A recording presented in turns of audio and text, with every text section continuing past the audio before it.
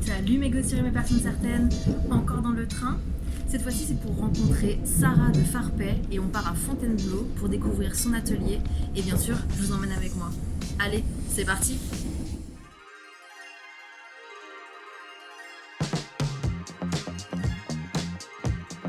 Bienvenue chez moi, dans mon atelier, chez moi et l'atelier.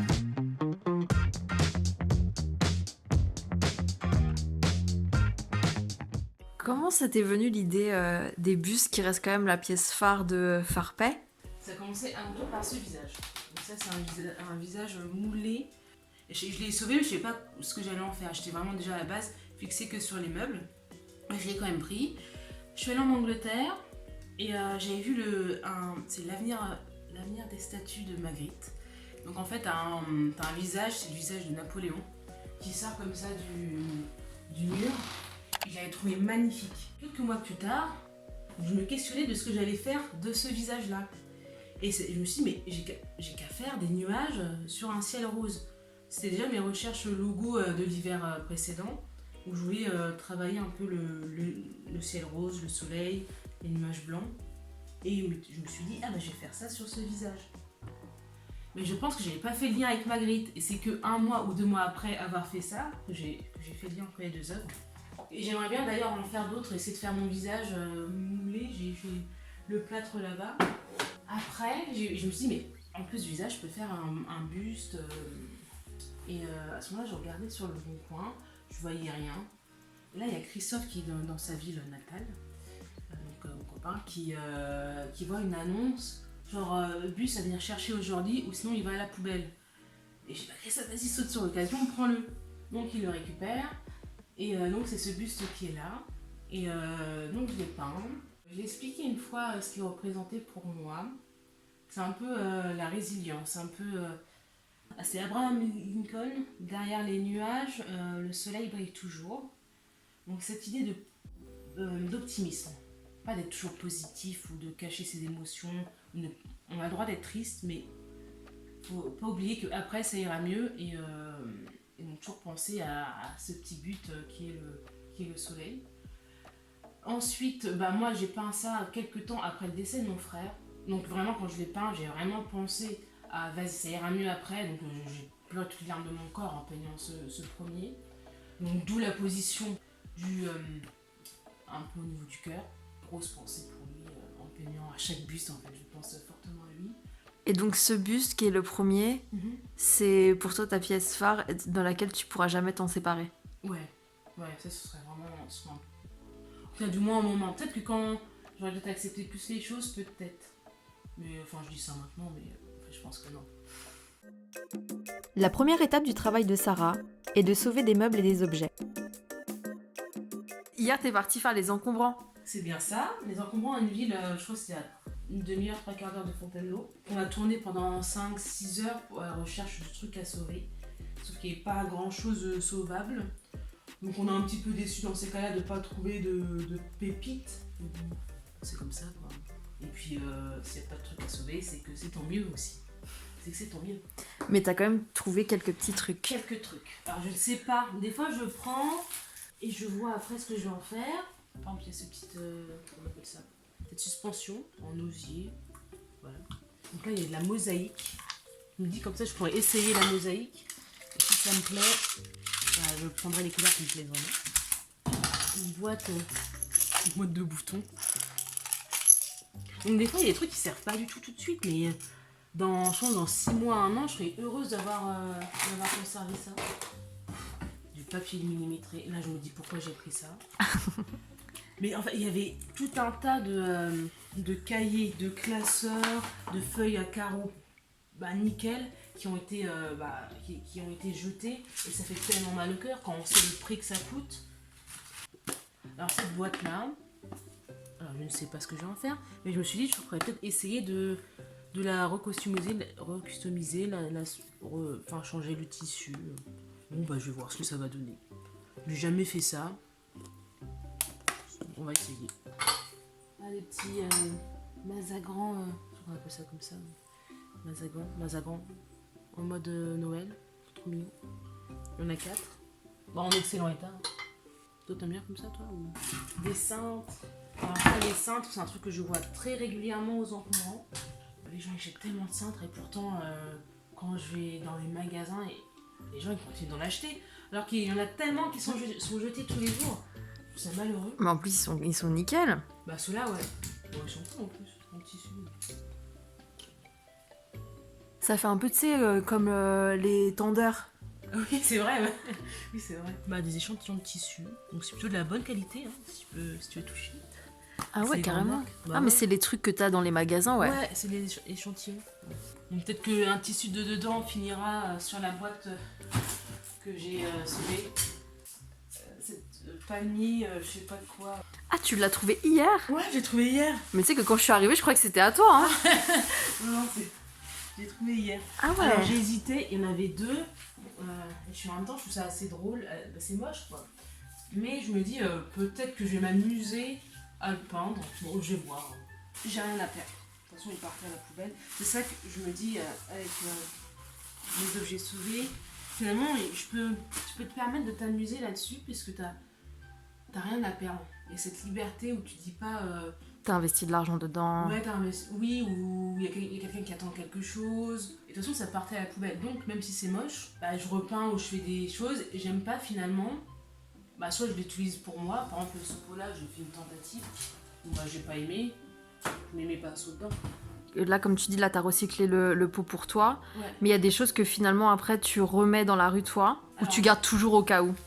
Non, il y a des trucs que quand je vois, maintenant, j'arrive plus qu'au début, à savoir quand il y a trop de travail dessus. Des fois pris des meubles où il y avait vraiment trop de temps de travail et beaucoup d'investissements après du coup financiers. Du coup c'est pas intéressant pour moi comme j'ai comme une entreprise à faire tourner. Donc je les remène en déchetterie dans ces cas. Où là ils seront recyclés, reprendront du temps. Ah oui c'est vrai j'ai oublié. Genre un microbus comme ça. Je trouve ça trop bien. Ah mais trop chouette. Bah oui c'est Lolita qui avait trouvé création. Ça, c'est trop bien. On va trouver des petits bonheurs comme ça à la con. Donc ouais, nettoyeur vapeur. Je sais pas trop si ça fonctionne, on verra bien. Je vais essayer plus tard. Voilà les petits sauvetages d'hier. T'as quand même des bonnes trouvailles, hein. Ouais, j'ai connu mieux. Hein. Tous les sauvetages vont être précieusement rangés dans son atelier annexe à son appartement pour être plus tard réparés et ou upcyclés. Upcycler, c'est recycler, transformer pour donner une seconde vie de qualité à ces meubles et ces objets abandonnés. Et Sarah va nous montrer comment elle procède.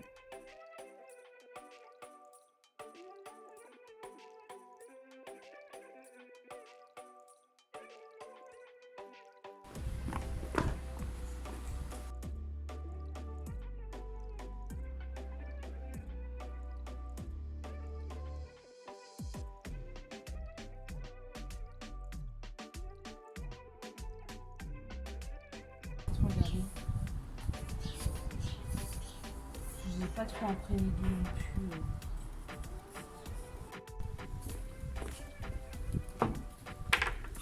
Qui ont été récupérés dans la rue.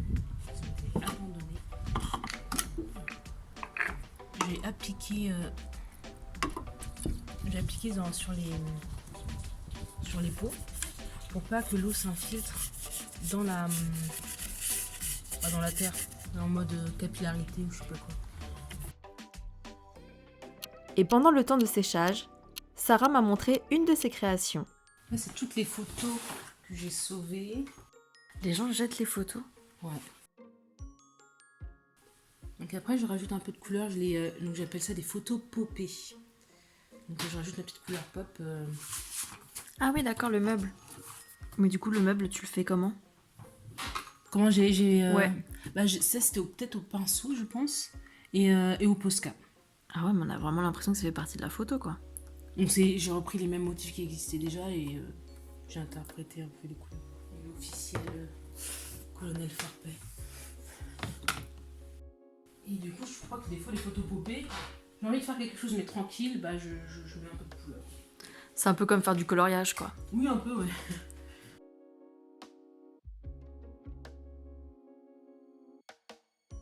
De retour à notre pot, qui est sec. Donc le but d'une sous-couche, c'est surtout... Donc En fait, ça te permet d'avoir la vraie couleur de la peinture. Si tu fais pas ça, déjà, t'es obligé de mettre, pour avoir la vraie couleur, t'es obligé de mettre plus de peinture, alors que ça coûte cher. Donc moi, ça, c'est mon pinceau magique. Bon, il commence à être en fin de vie. Donc moi, j'aime pas trop les traits de pinceau. Et ce pinceau-là ne faisait pas de traits de pinceau. Très perfectionniste, quoi. Ouais, je crois. Perfectionniste. Ouais. Là, j'ai compris ça. Choisis la couleur que t'as envie que je peigne le plus. Non, il y a trop de couleurs. Donc maintenant qu'on a passé la sous-couche, je fais toujours un petit coup de ponçage pour lisser au max la surface. Puis en général, pour savoir si c'est suffisamment lisse, je passe ma main. En fait, c'est ça qui va me permettre de savoir si je sens les aspérités ou pas.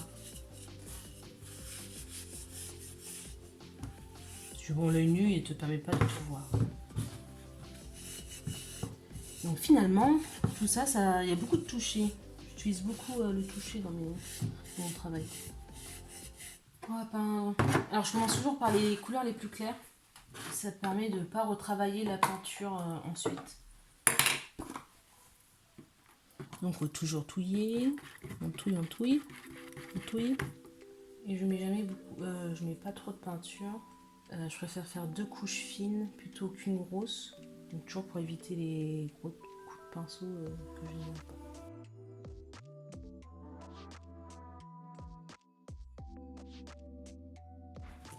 Si je pense pour la base du pot.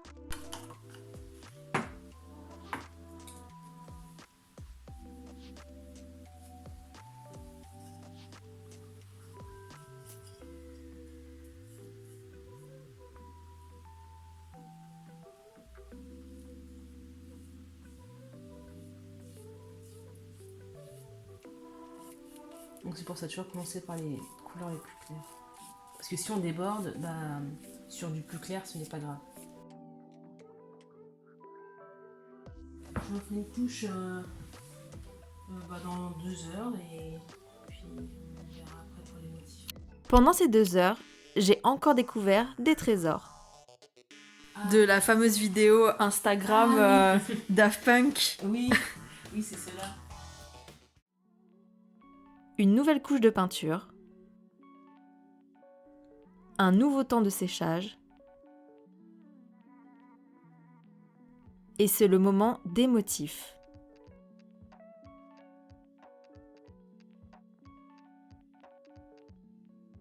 Tu fais des repères ? Oui, pour faire mon petit quadrillage. Donc là, il y a 2 couches de peinture.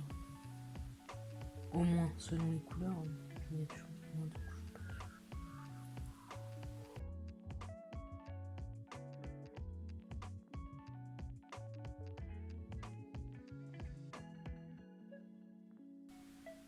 Ça te prend combien de temps pour un pot comme ça ? Entre l'hydrofuge, la sous-couche, les 2 couches de peinture. Quoi ? Une bonne après-midi. Pour un pot ? Ouais. Ah, en comptant le temps de séchage, Oui. Ou même plus. Hein. Donc il y a au moins 2 heures minimum d'attente entre chaque couche. Et voici un pot Farpet. Tu aimes ? Car Sarah te donne l'opportunité de l'obtenir grâce à un concours. Pour participer, c'est simple. Tu dois t'abonner à la chaîne YouTube Ta Gossure, mettre un commentaire sous la vidéo pour dire que tu participes, et pour augmenter tes chances, suis le compte Instagram Farpet et Ta Gossure. C'était trop cool de passer la journée avec toi. Au plaisir Jen. À bientôt alors. Et bien on se dit à très bientôt sur Instagram et puis en vrai aussi. Ouais, bien sûr, avec grand plaisir. Salut Jen. À dans une semaine pour les résultats sur Insta. Bonne chance!